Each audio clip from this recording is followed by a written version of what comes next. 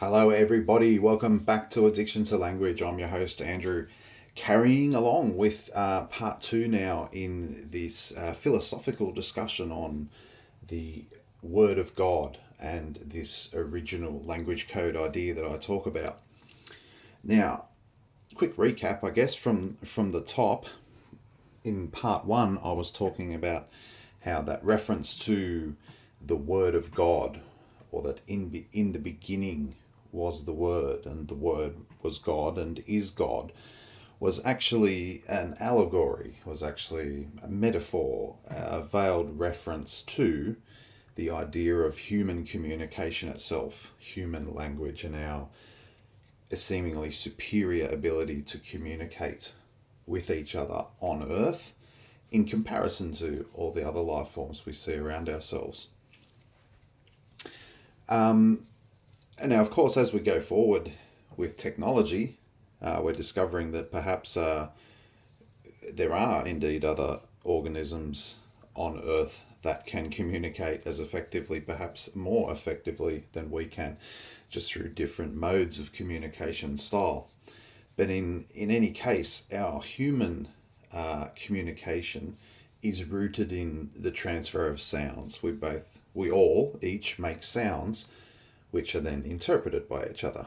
Okay, so we're viewing through that lens and that essential early knowledge of humans recognizing in ourselves what was different about us was the complexity of our vocalizations in comparison to many other animals. So, so we've got this idea that all this whole time, all of the old stories about the Word of God and creation and God speaking into existence was really just allegory for human language, but more specifically, a perfected version of human language where we decided to create our formal language system to honor God's creation.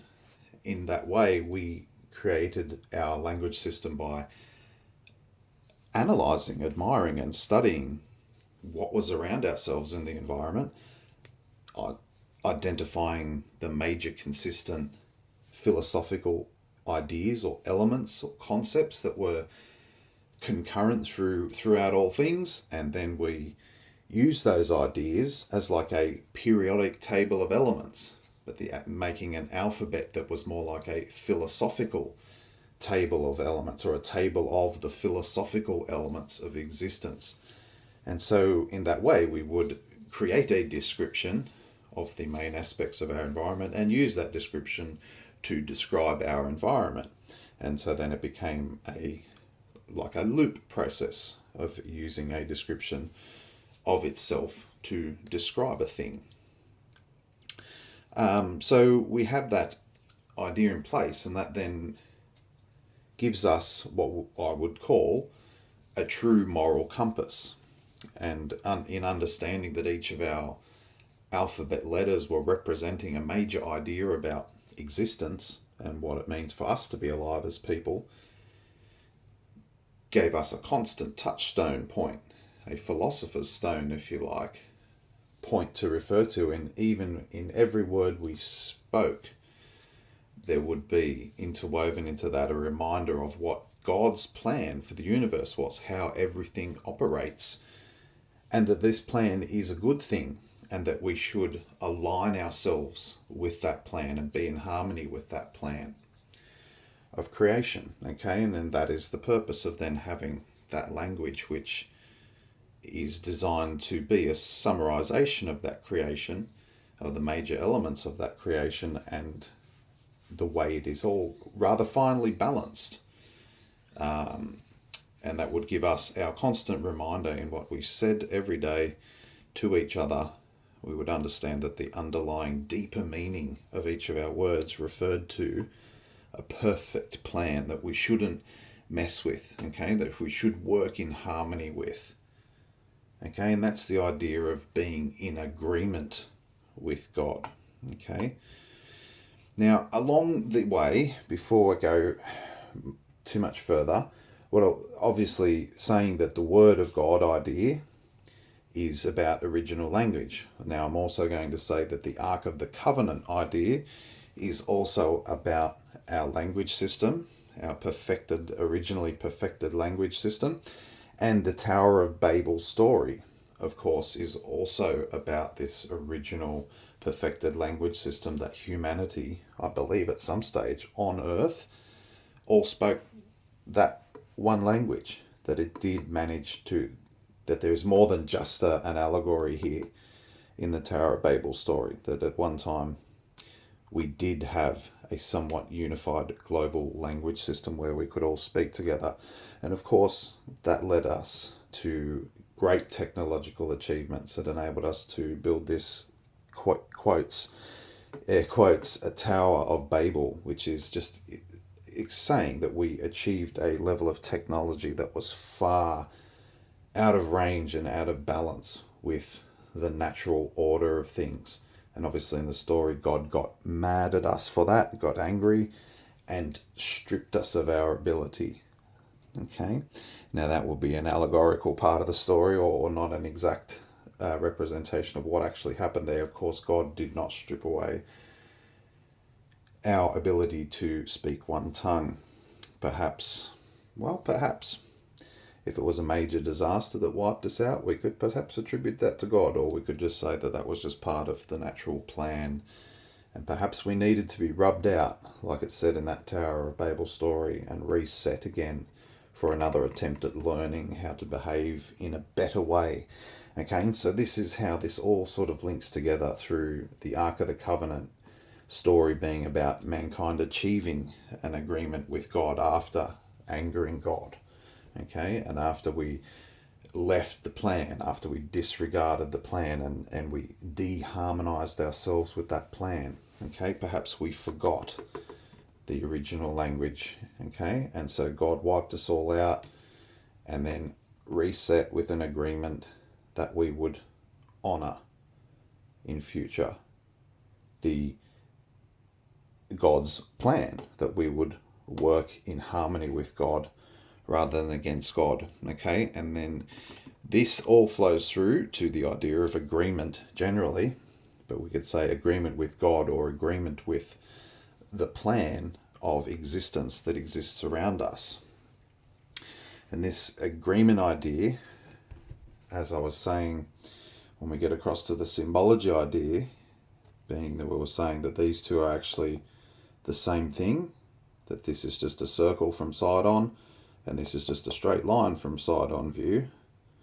And then we're also saying that obviously this full circle is actually comprised of two arcs, and this is our Ark of the Covenant, or our Ark of Agreement becomes our circle of agreement, and there's our two arcs which combine to make the circle of agreement. Okay, so we have that concept standing and existing.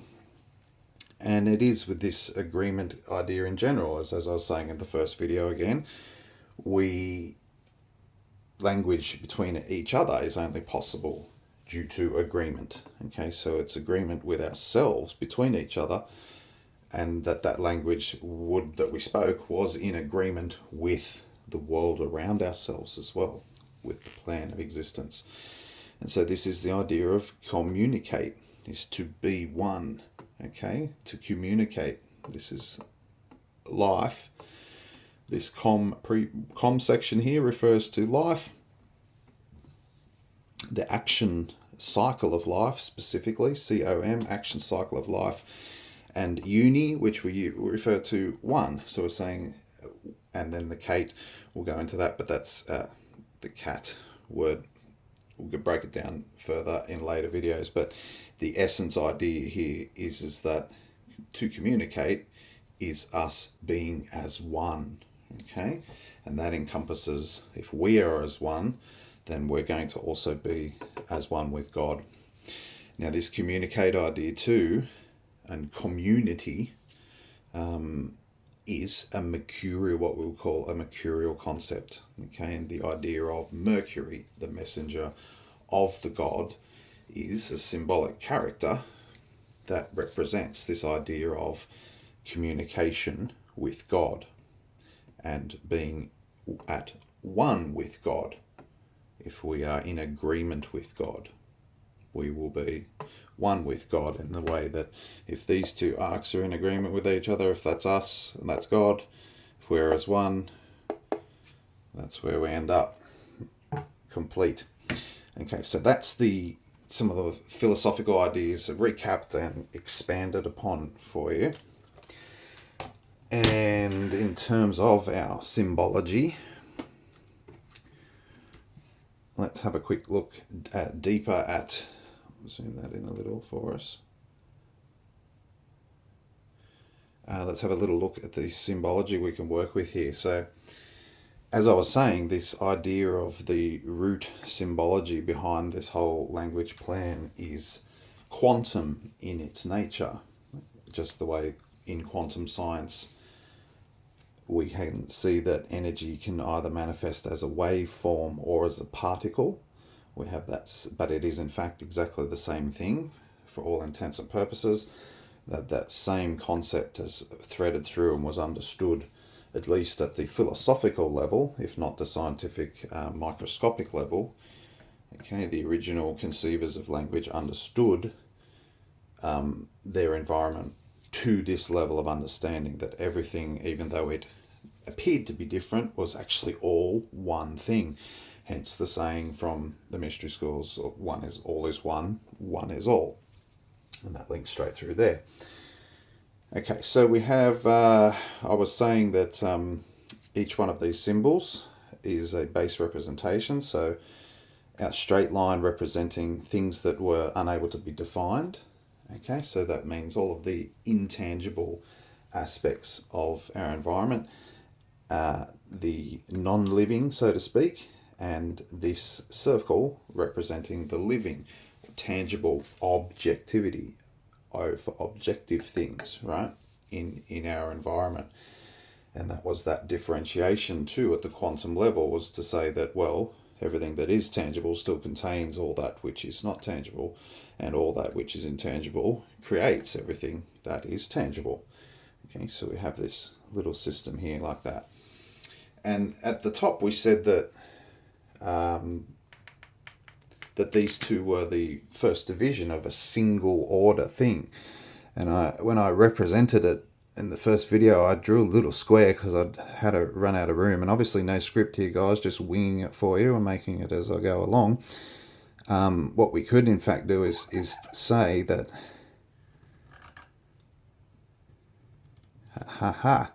is that the one thing that is all things at the top here branches off. Okay, we have a point at which everything is one thing, but it splits and branches off into potentially two things: a wave or a particle, a straight line or a circle, a living, a non-living, an objective or a subjective objective. Okay, and although there's meant much in schooling and writing and history about this letter A shape, obviously it is being referred to back to the Phoenician, bull symbol, bull's head idea, and it may well be that works just nicely, but it also represents in its shape this splitting from a point. Okay, we have that. It all is one point, but we have two tangents, we have two branches that things are going to head off on. Okay, and that's our base idea of the structure. But again, our crossbar suggesting to you that even though these two things are branching off, they still remain connected. And is our idea of quantum entanglement symbolized, okay, in that shape there. So we've got all of these ideas which agree nicely in the symbology, coming from that very base kick-off point. So we said then, we've got our straight line, which is actually an arc, like a single atom.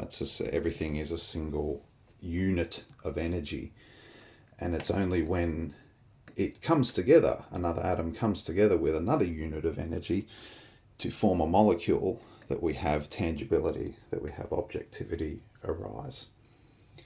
Okay, so now a couple of the other concepts that are going on here. we were saying that our waveform idea, which is represented here by that which is not tangible, the letter I, that these straight line pieces then also could be used to make our waveform in this way. Okay, and if we stop there, we have our letter W. If we had stopped there, we'll have our V, and we've got our double V. Okay, and that this idea is those things which are the energy themselves, and that this, that's where I was headed. So the idea is that each of these symbols has movement inherent in it. So for example, the A came from a point and branches down, okay, but then it also has connectivity between here. And the same idea applies here. So if we view this single straight line here as being in movement, what is the movement that it has? It has oscillation between its points, and it is just constantly oscillating, just as the waveform is constantly oscillating from its high-low points. Okay, so that idea carries through there. And so it is that each of our symbols in our alphabet shapes are going to have movement in them. It's implied, okay, that everything is in motion, and therefore we're going to have that honoured in our depictions, in our drawings, and certainly, as you'll see me do many times, retracing over and over again around the circle, because that is the idea we're trying to represent. Okay, we have spin, we have rotation. Again, that was how we got to the demonstration of these two different symbols being in fact the same thing, was by adding that rotation, okay, to the pieces. And when it spins on the pin, okay, eventually it rotates around to fill in, and then that demonstrates to us at that point that that full circle there is actually composed of two parts, and that there is in fact a dividing line in that circle. Now we could say further to that this is symbolized in the globus crucis, that all of these cycles have a beginning and an end point to them, that there is some commencement point on the circle, and that we would usually say that is at the top of the circle, and then our life cycle then carries through and around back to its end point, so that its start and end point are exactly the same thing. Its beginning and its ending are exactly the same position, okay? And that we would say then that this, energy that is intangible came together at some point. There was this interaction which led to you becoming an object, an objectivity. And so that's like roughly, in part, what the globus crucis symbol, the sphere with or the ball with the cross on top, is implying. There's some further connotations about the interaction place with God as well, but also just these straight lines of the cross interact, but they will manifest. This which is intangible will manifest into something which is tangible, and the idea being that this circle ultimately represents you, represents me, it represents a lifetime, okay, a cycle of life. Okay, so we've covered those rotation ideas that are inherent into the symbols, the oscillation. The idea here with the A is that it represents the alpha. We know that as meaning the highest, the one, the main big thing, okay? And that is everything. But subsequent to that, as we said, we're going to split off into two different conditions or states. And those are our letters B and D, okay? And so primarily what we say is that B is that which is positivity in energy,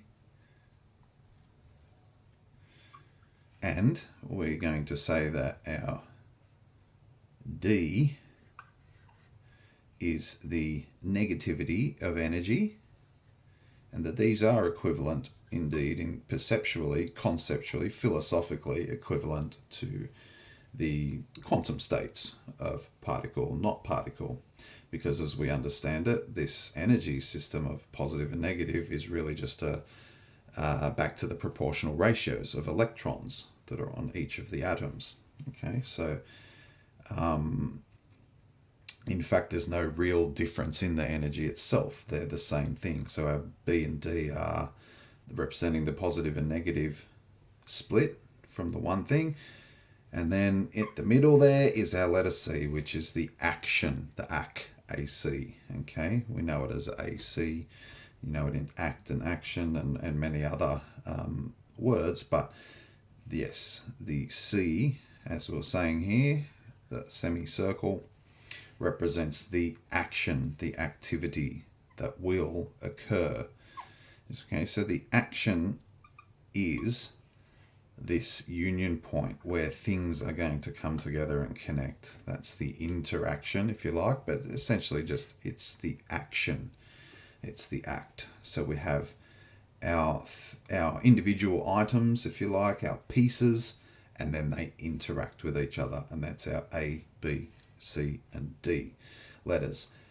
Very quickly, our C, you've already really had the shape explained there. That is our single atomic particle, our charged, it's like a magnet of positive and negative on the ends of the terminals there. Okay, horseshoe magnet.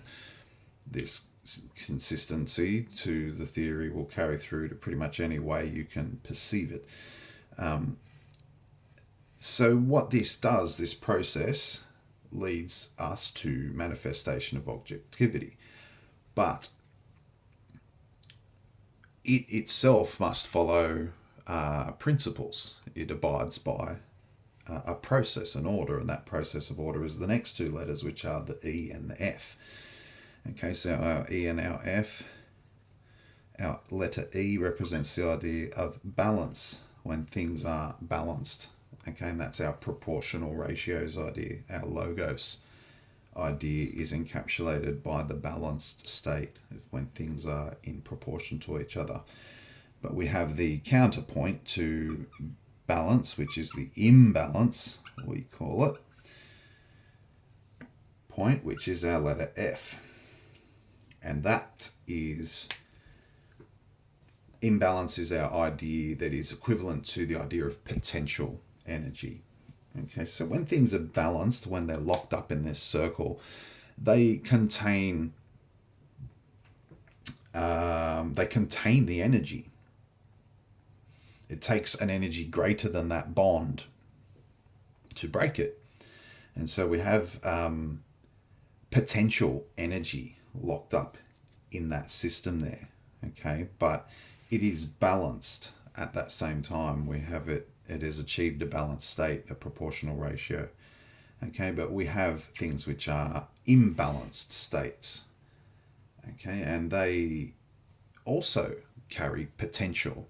As I was saying, everything in this system is describing the one thing. So the idea of potential can be applied to everything. Okay, and even in this instance. Okay, so balanced things, which have formed a nice balanced full circle, they contain the potential within inside waiting to be released. Okay, imbalanced things, these single arcs, okay, these atomic elements which are currently detached and have an outer shell of electrons which have room for more. Okay, it can take on more, or it can lend itself to others because it has a incomplete outer shell of electrons. Its electrical charge is by nature imbalanced. Okay, and that's what enables the joining to occur with another atom, is that imbalance. So we say that the imbalanced state it's still a good thing. We can perceptually conceive imbalance as, well, that's bad, we're going to fall over type of imbalance, but not like that. This imbalance reference is to the potential to form together. Okay, and so we both have potential sewn into both ideas, Okay, one is the potential to become, and this is the potential to be undone. Okay, so there are those two ideas there. Now our symbology here with our ideas, we did the A and the C, and so with our B, this relates to the idea of back to our rod and ring idea. It works off this style of idea where if you think of this ring as being rolling along the surface of a table, but if you actually even look at it a bit deeper than that and think that this is like the entropy line of the universe, and atop that entropy line of energy is carried or rolls along all that is objective in the world. Okay, this system of the bulges or C shapes, see how D is a straight line. I've crossed myself up a bit here, but yeah, our D is made with a straight line, and our B, and the D is one C, and the B is two C's. And that is basically indicating to us that the D negative is a single piece on its own, right? A single item, unconnected anything. There is no continuation to that. And so, but the positive symbol B says there is a continuation, okay? We don't have one alone, we have two joined together. Two of our C's joined together, and that's the base idea that's going on behind those symbols. It carries back through to just our single element breakdown here, where instead of joining, face to face to make a circle, instead we are joining in a link to make a chain. Okay, and this is our chain idea, which is the letter W's meaning. Okay, it refers to the idea of a chain occurring and continuation, and that is matched to the idea of sound wave and wave function itself. Now our